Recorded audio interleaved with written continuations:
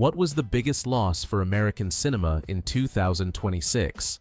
Not a studio collapsing, not a brand shutting down. It was the passing of Chuck Norris, a champion martial artist. A face that once stood across from Bruce Lee, then went straight into the memory of the VHS era with titles like Missing in Action and The Delta Force. Everyone thinks they understand Chuck Norris. People look at him like a one-dimensional hero. But is that really true? Because the deeper I dig, the more I find things about him that are both fascinating and strangely hard to believe. Some stories start from the darker side of Hollywood.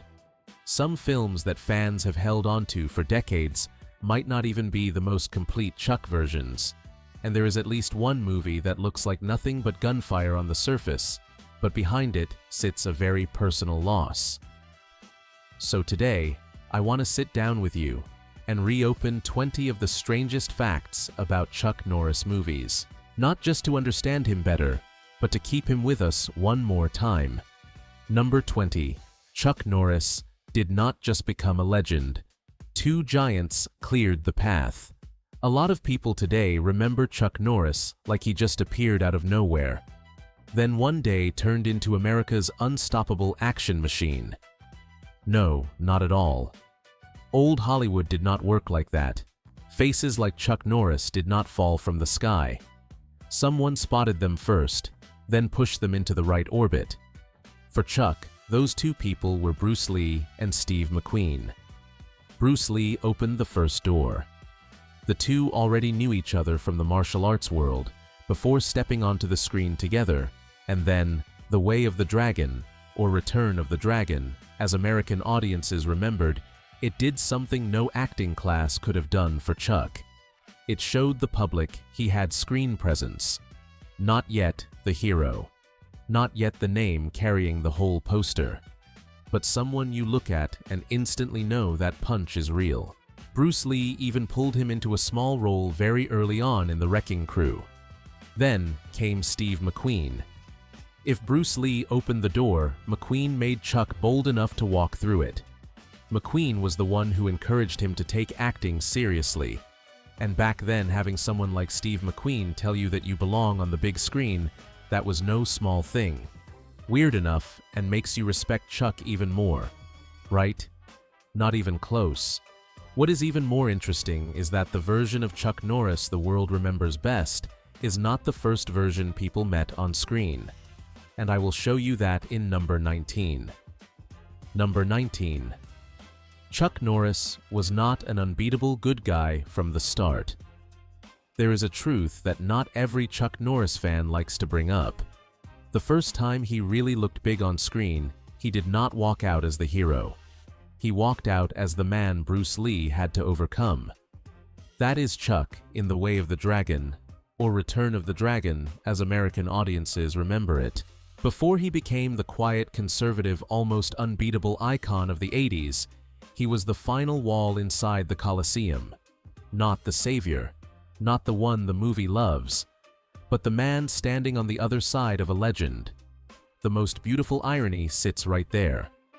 The whole world later remembers Chuck Norris as the man always on the right side. But his first mark in cinematic memory came from standing across from Bruce Lee. And the deeper you go, the more you see behind that steel surface, there were far more personal reasons than people ever knew. Number 18. Behind Missing in Action is a loss. Chuck Norris never forgot. Missing in Action is a very 80s kind of action dream. A man goes back to the battlefield, carries a gun, blows everything apart, and brings Americans home. And yes, the film has all the gunfire, all the muscle, everything that made audiences back then cheer. But I've always felt that seeing it only that way is a little unfair to Chuck Norris, because behind that movie is something much more personal than people realize. Chuck wanted to make Missing in Action in part because his younger brother Whelan died in Vietnam. Just knowing that alone changes the entire tone of the film. It stops being just a prisoner rescue fantasy. It starts to feel like Payne dressed in uniform, holding a weapon, walking back into a place that in real life no one gets a chance to fix. That is something I have always found strange about stars like Chuck Norris. They look like steel. They carry themselves like nothing can slow them down. But a lot of the time, the toughest men are the ones carrying wounds the screen never says out loud. Number 17. The film that made Chuck famous. Had a marketing budget bigger than the movie itself. Back then, Hollywood had a very strange trick, and honestly a pretty shameless one. It did not always wait for audiences to choose a star. Sometimes it picked a face, then pushed that face right into the spotlight, like telling all of America, here, you are going to like this guy, whether you know it yet or not. Chuck Norris was one of those bets, with Good Guys Wear Black. What makes me laugh is not just that the movie succeeded. The weirder part is that the marketing budget at one point was even bigger than the production budget. Think about that. Chuck was not a monument yet, not the king of VHS covers, not the one-man army carrying entire wars. But the system had already started selling him like an incoming phenomenon. And that is what makes it memorable. They were not just selling a movie, they were selling a promise, a legend. Number 16. A whole generation never saw Chuck Norris at his most intense. Let me ask you something. What version of Chuck Norris do you remember? The one where a punch lands like a hammer, a single shot shakes the whole scene, or the version that is still cool, but somehow not quite as brutal? Sounds strange, right? Because with Chuck Norris, the answer actually depends on where you grew up. That is the weirdest part. In the U.K., some of his films were cut down for violence when released. The Delta Force had certain impacts trimmed. Invasion U.S.A. lost some bullet hits. Silent Rage is even stranger. The theatrical version was fine, but the home video version got cut. And you know how it goes, a whole generation did not meet Chuck in theaters. They met him through VHS, through TV, through versions that had already been softened. And once you realize your memory might just be a trimmed version, you start to see how carefully that image was shaped from the very beginning. And now, get ready for a fact that is not as strange, but a lot sadder. Number 15. One Chuck Norris film was tied to a real-life tragedy. There is a Chuck Norris movie I can no longer watch the same way. Not because it is bad, not because it aged poorly, but because something heartbreaking sits behind it. During the production of Braddock Missing in Action 3 in the Philippines, a helicopter crash happened that took the lives of several soldiers. Just knowing that changes the whole tone of the film. Suddenly, the explosions are not just explosions.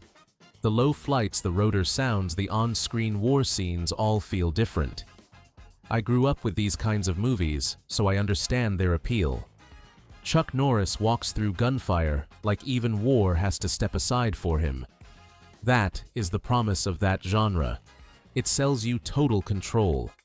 One man strong enough to walk into chaos and still stand tall when it is over. But real life does not follow that logic, and the loss behind it is enough to stay with me every time I revisit that film. Number 14. Critics hit it hard, but audiences still turned it into the definitive Chuck Norris movie. I have always liked movies like this, not because they are perfect, but because they survive in a way that drives critics crazy. Missing in Action is one of those cases. From a critical point of view, this is not the brightest gem in Chuck Norris's career. It is not the most refined, not the cleanest, and definitely not the one people bring up to prove he is a great actor. But whenever you mention Chuck Norris, the first title that pops into many people's heads is still Missing in Action. And I think the reason is simple. This movie did not win because it was perfect. It won because it gave audiences exactly what they wanted from Chuck at that time. A man returning to where the system once failed, carrying a big gun, a cold expression, and that solid presence, like only he could fix a broken past. Number 13. Chuck Norris was revived by the internet. but the seeds were already in his films. I have lived long enough to remember Chuck Norris in two completely different ways. First was the Chuck from VHS, covers, old posters, cable TV and movies, where the moment he stepped into frame, everything suddenly got serious. Then years later, I saw that same man live a second life on the internet, this time as a half-joke, half-myth that the whole world knew. The interesting thing is, the internet did not create Chuck Norris from scratch. It just looked at what his films had already been doing and amplified it.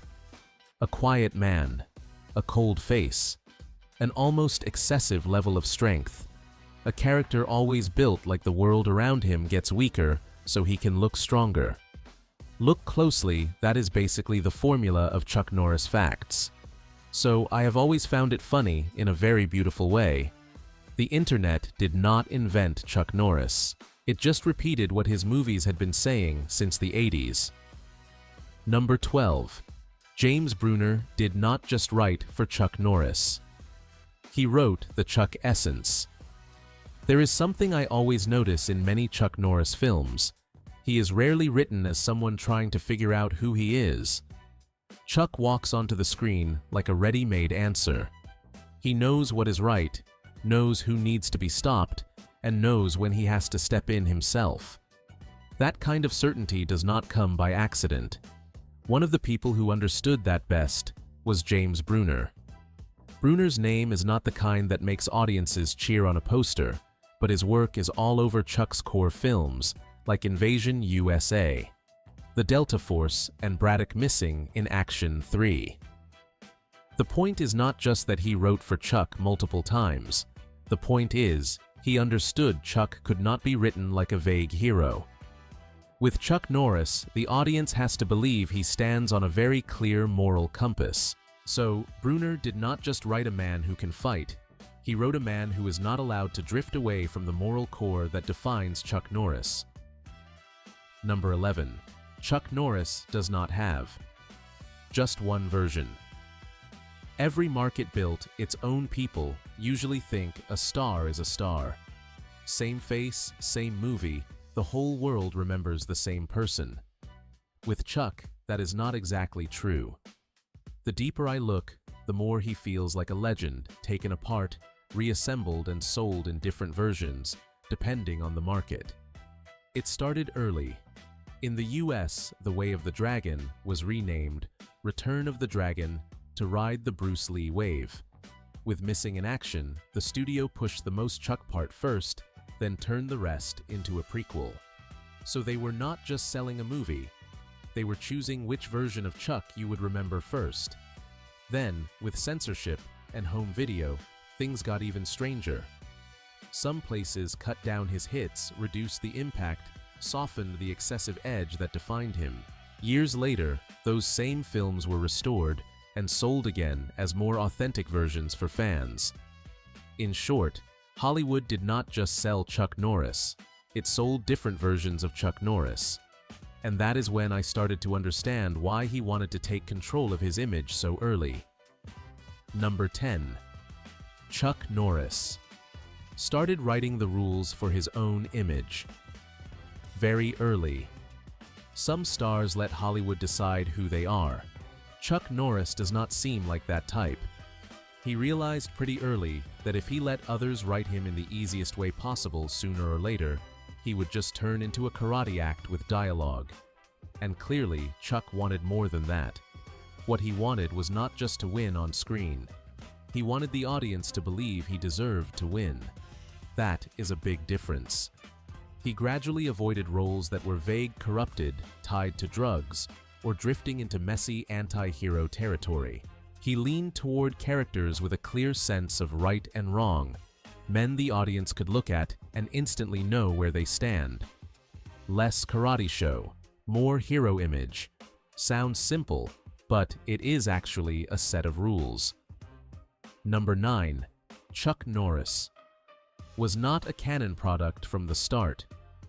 I get why a lot of people remember Chuck Norris and immediately think of Canon. That logo, that VHS feel, that loud, explosive style, it sticks hard. It sticks so much that people even misremember the starting point. Like Chuck Norris just dropped out of the sky right into the Cannon era, and only then became Chuck Norris. But that is not quite true. Before Cannon, Bruce Lee had already opened the door. Before Cannon, Good Guys Wear Black had already given him his first real breakout. Before Cannon, that image had already started to take shape. A cold face, a real body, few words solid enough to stand alone and still give the whole frame weight. Put simply, Cannon did not create Chuck Norris. They just saw something already burning and poured gasoline on it. And to be fair, that is exactly what Cannon did very well. They did not build him from zero. They made him bigger, tougher, and more commercial. They turned an existing image into a full-scale action assembly line. Number 8. Chuck Norris did not just star in Invasion, U.S.A. He helped write that madness. If you have ever watched Invasion U.S.A. and thought this movie is so, Chuck Norris, it almost feels like a self-parody. I will tell you straight, you are not imagining it. This is one of the rare films where Chuck has a co-writer credit alongside Aaron Norris and James Bruner. That detail alone suddenly makes everything make sense. America in the film turns into a battlefield. The villains flood in like a nightmare. And in the middle of it all stands Chuck Norris, cold as stone, almost like a human version of a national defense system. That is why I have always found Invasion U.S.A. honest in a very strange way. It does not try to hide the fact that it is turning Chuck into a force more than a person. And once you know Chuck himself helped write that madness, the movie stops feeling illogical.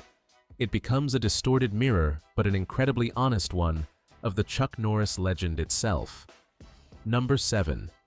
This Chuck Norris film was not just shot in Texas. It was built like a Texas legend.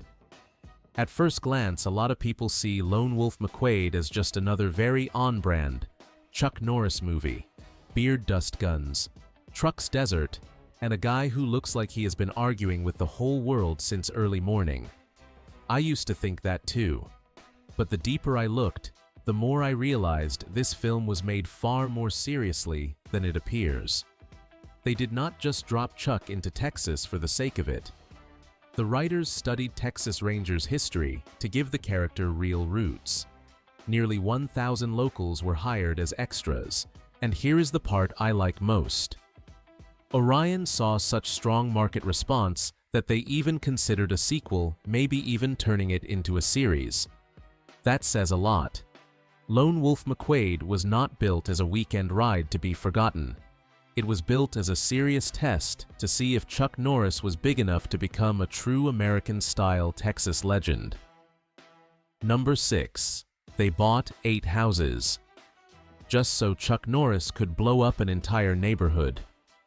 This is the kind of old Hollywood madness that always makes me laugh and respect it at the same time. For Invasion U.S.A., just the shopping mall attack scene alone took 6 days to shoot and cost around $1 million. And that is not even my favorite part.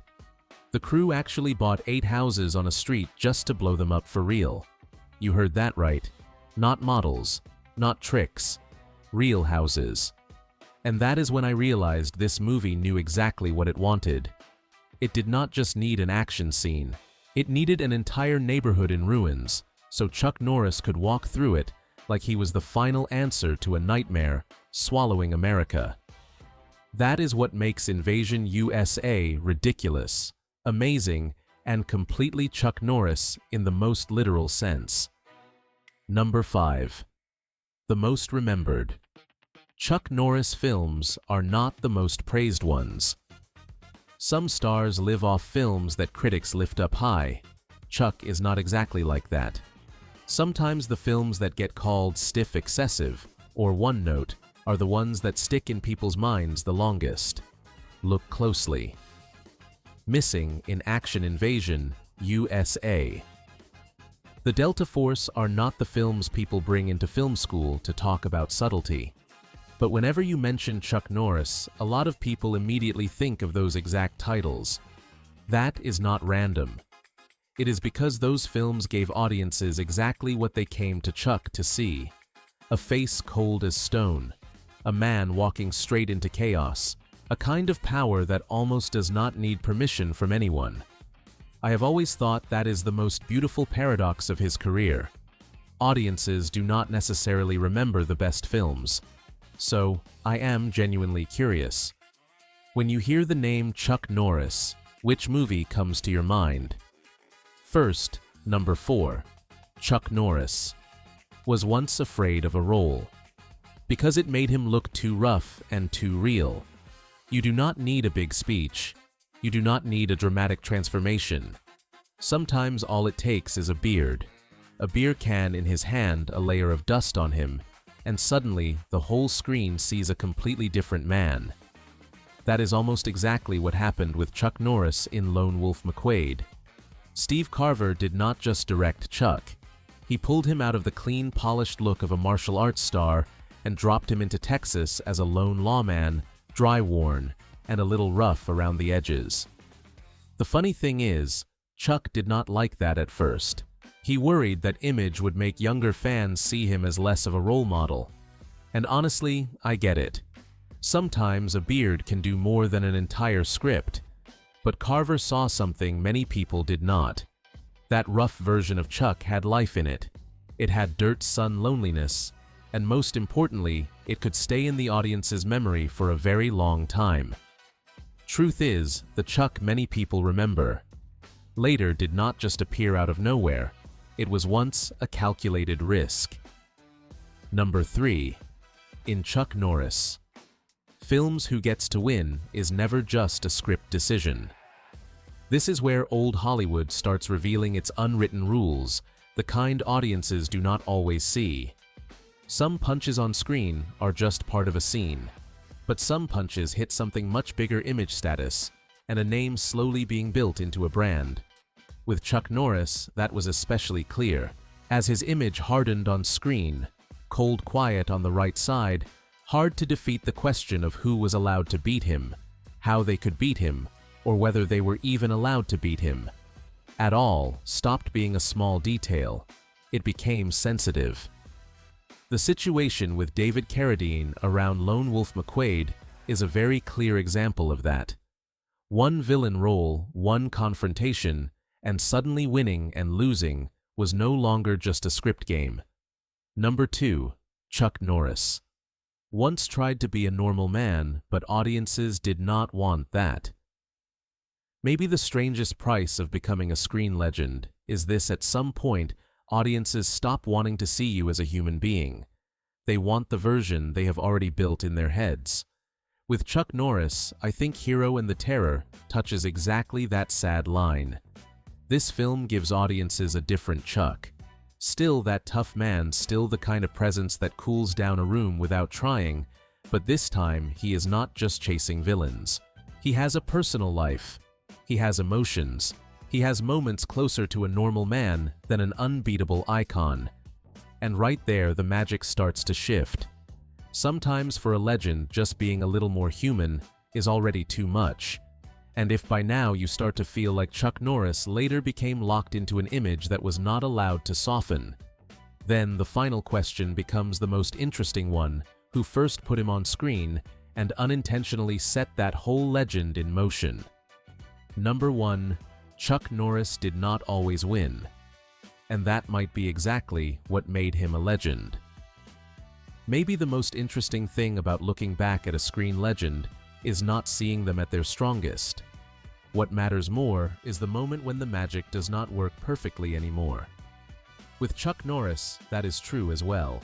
Not all of his films won. Not all were loved the same way. Titles like Hero and the Terror, and especially Top Dog, remind me of a very simple truth. People often forget when talking about Chuck, no matter how strong that image is, it still needs the right film, the right tone, the right distance from the audience. Put him in the wrong vehicle, and the magic does not just happen. But that is exactly what makes Chuck Norris more interesting. He was not protected by perfection. He was defined by the moments when audiences almost unconsciously said very clearly, This is the version of him we want to keep, and that other version is not. A legend only truly reveals itself when you see both where it catches fire and where it no longer does. A legend like him does not really disappear. People like that do not leave us in the usual way. They just move to a higher, quieter place where they can still look down at the world that once loved them. And with Chuck Norris, I think that feeling is clearer than ever. Because he did not just leave behind films. He left behind a stance, a look, a kind of presence that the moment you say his name, an entire era of old American cinema feels alive again. This video is not just about revisiting strange details or overlooked facts in his films. For me, it is also a way to sit down to remember to show gratitude and to say goodbye to a face that has been deeply imprinted in the memory of multiple generations. If you want, leave a tribute for Chuck Norris in the comments.